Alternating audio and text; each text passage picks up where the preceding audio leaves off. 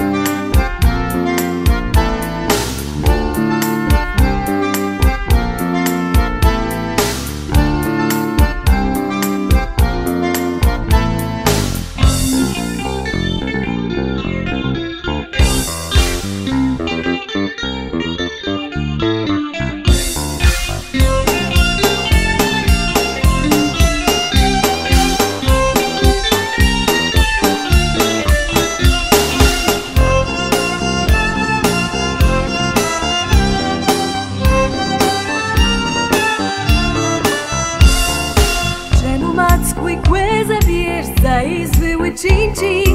Nie dała mi krople mleka